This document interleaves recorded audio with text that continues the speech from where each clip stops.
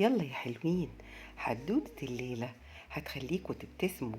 أهلا بكم يا صغنونة في عالم الضحك والخيال. شدوا ودانكم واستعدوا علشان نسمع الحدوتة مع بعض. يلا نحكي ونبتسم. كان يا مكان في حارة صغيرة وهادية كمان، عاشت بنت ذكية اسمها نور.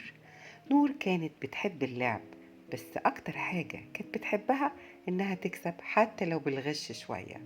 في يوم ماما اشترت لها لعبة جديدة، لعبة عجيبة. اللعبة كانت بتنور نور أخضر لو اللي بيلعب صادق، وتنور أحمر لو كذب. في الأول نور افتكرت الموضوع هزار ولعبت مع أصحابها. واحد سألها: انتي خبطتي الكوباية وكسرتيها؟ قالت له بسرعة: لأ. وفجأة اللعبة نورت أحمر قوي. صحابها بصوا لبعض وضحكوا. نور وشها أحمر من الكسوف. تاني يوم نور قررت تجرب وتقول الحقيقة. لما مامتها سألتها: ذاكرتي واجبك؟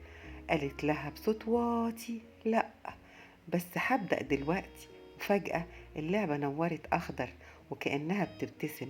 نور حست براحة غريبة وفرحة في قلبها.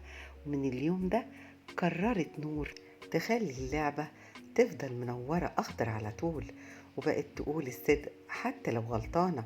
واللعبة اختفت بعد شوية، بس الصدق فضل جوه قلب نور منور حياتها كلها. وهنا بنتعلم دايما إن الصدق بيخلي القلب مرتاح حتى لو الحقيقة صعبة أو عملنا غلط. قول الحقيقة، بيخلي الناس حواليك يثقوا فيك وبيخلوا حياتك مليانة فرحة وسعادة.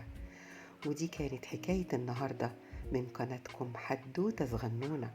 يا رب تكون فرحتكم ورسمت ابتسامة على وشوشكم. لو حبيتوا الحدوتة اعملوا لايك واشتركوا في القناة، واستنونا دايما في حدوتة جديدة قبل النوم. تصبحوا على أحلى أحلام، وإلى اللقاء في حدوتة صغنونة.